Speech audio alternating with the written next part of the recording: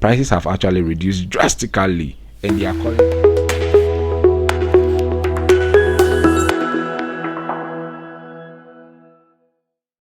Those of you who are actually into cassava cultivation, or who are cultivating cassava, how is the market? How are things going for you? How is it turning out? Are you making some good sales, or prices have actually crashed? How is it like for you? Well, in today's video we are going to talk about why there is a need for you to add value to your cassava. Well, this video is focusing specifically on cassava farming. So if you are a cassava farmer and you chance upon this video, I think you just have to pause and listen to all the conversations we're going to have here on this channel. So it is specifically for the cassava farmers. So when you chance upon this video, just stick and stay with the channel and listen till the end of the video. But then if this is your first time, subscribe to the channel and also turn on the post notification bell, that whenever we upload new videos, you would actually be the first person to get an alert on your device. But we keep learning every day. We learn from each other every day. So while I'm trying to educate you on certain things as farmers, especially cassava farmers today, I know there are certain things you would also love to share with others. So you can do so by sharing that in the comment section, that somebody can actually learn something from you. But then don't forget to share, like the video to us. Well, most often we come and we turn out to forget to subscribe to the channel, especially when the conversation actually starts carrying you away. So the first thing you must always do is, when you visit the channel, just subscribe to the channel first, hit on the subscription button and turn on the post notification bell. Well, first of all, I'm going to share with you two posts that I actually came across on Facebook, which is actually prompting me to do this video for you cassava farmers out there. One of the posts is coming from somebody who, when you observe, you realize that he's actually new to cassava farming, and the other one who is actually an expert and he knows how to go about his deals. So we are going to talk about this before we bring you some vital points, of which you must actually know 6 solid points that you'd actually have to take note of, that can actually be able to help you as a cassava farmer, and not to start complaining of you prices have reduced, things have crashed and co. You must always know these things to be able to make money all the time as a cassava farmer. First of all, let's delve into the first write-up from the one person that actually I see that he has no much in-depth knowledge about cassava farm. Say, invest in agriculture. Yeah, I am struggling to sell 50 acres of cassava, and when a buyer finally comes, they load to the brim and offer 6,000. Hey, is this what they mean by invest in agriculture? Please link me to a bulk buyer if you can. So this is from the first farmer. They've been able to cultivate or farm 50 acres, 50 good acres of cassava. They've been able to farm, but now he's struggling to get buyers to come and buy from him. Well, we all know that price of cassava has dropped drastically in the system. Well, if you're a cassava farmer, you can attest to the fact that the prices are no longer the same like it used to. Well, people used to buy like 1,000, 1,500 respectively from the commencement of the year, and somewhere late last year too, they were buying, you can even get as high as 2,000 Ghana cedis per ton. That is within my catchment. So it has actually prompted a lot of people, or moved a lot of people to start investing in agric or start planting cassava. In my catchment now, you realize that lots of individuals are planting cassava, just because they've heard about how lucrative it has become, and they are calling it the white gold. Everybody wants to invest in agric or in cassava farming, but there is one thing that most people are not taking note of. Well, before we go to that particular thing that most of the cassava farmers are not taking notice of, I would love to read the second comments from the second farmer. I can actually say he's an expert. He's been in the game for quite some number of years. So he says a load like this now produces a basins and a few custard rubber of gari. Just last month, the same quantity was yielding only 7 basins. So this increase happens as the water content in the cassava reduces over time, leading to a better yield during processing. Many local women who buy raw cassava won't tell you this, not because they don't know, but because they don't want you to increase the price of the raw cassava. I understand all this because I am both a cassava farmer and gari processor. I see the full picture from planting to processing. So this particular farmer has actually seen the full picture from planting to processing. He knows that if prices are dropping, he knows that he actually have to start adding value to his raw material. So you are not going to come and tell him that I'm going to buy a full load of track like you've seen on the screen here, like 6,000 Ghana cedis, and he's going to buy into idea. He knows that he can actually transform this full load of track you've seen on the screen. They can actually process it and he can gain gari out of it, and he can also sell that at a very cool price, or at a nicer price that he's not going to lose as a farmer. But if you should be selling what you've seen on the screen for 6,000 Ghana cedis, trust me, you are not going to actually make it as a farmer, and maybe that's actually going to be the end of you farming. Like, that's actually going to discourage you not to even invest in farming again. So these are some of the things that you must always take notice of. And like you seen on the screen, the tricycle you seen on the screen, somewhere last year they were actually buying this tricycle. Some people were buying it like 1,500, others were also buying it for 1,200, 1,000 Ghana cedis respectively. And prices varies from one community to the other, from one region to the other all the time. There is no fixed price for this particular tricycle, but these are the ranges. In some communities they sell the whole farm, a whole acre for like 8,000, 8,500, 10,000 and 15,000 respectively if you're able to get it. But this is the secret you don't know as a cassava farmer: adding value to your raw material. That is the secret you don't know as a cassava farmer. So we are going to bisect and dissect on some points that can be able to help you, so that in the future when you farm cassava, you can be able to add value to it, so that when prices drop, you will not come and lament, or you are not going to feel it, because you've been able to add value to it. So kindly grab your pen and paper and let's delve into this on this channel. I'm going to share 6 solid points with you why there is a need for you to add value to your cassava and the raw material. Well, so value addition is essential for cassava farmer for several important reasons. So I'm going to share these reasons with you, and the first one is, 1, increased income. So processing cassava into products like gari, starch, flour or ethanol significantly raises its market value compared to selling raw tubers.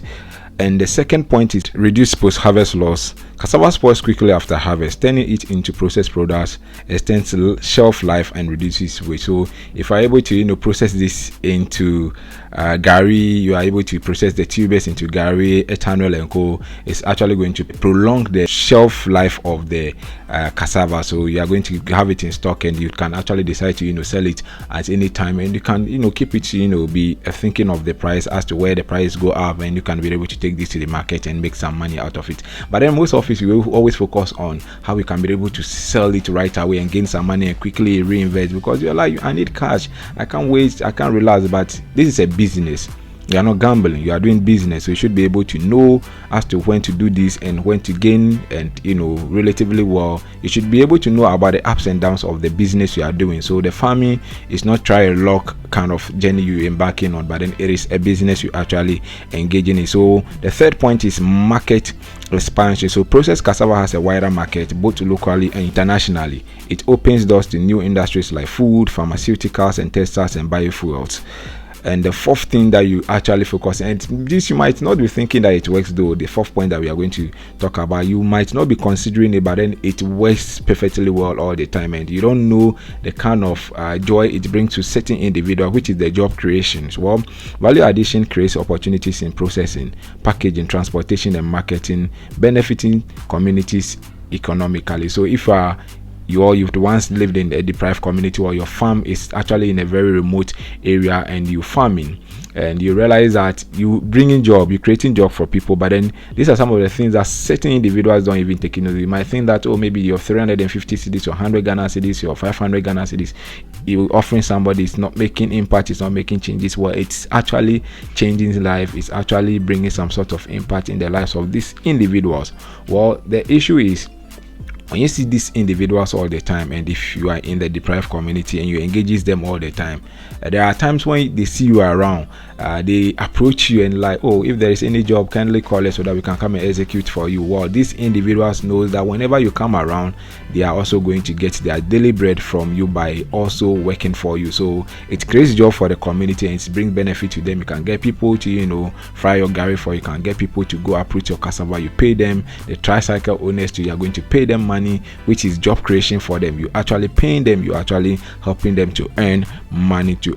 The fifth one is food security and nutrition. So value added cassava products can be fortified with nutrients, improving dietary quality and food availability. And the sixth point, which is the last one, is resilience to price fluctuation. So raw cassava prices can be unstable. Processed products often have more stable and higher returns. So that is the last one is the main important reason why you must always add value to your cassava.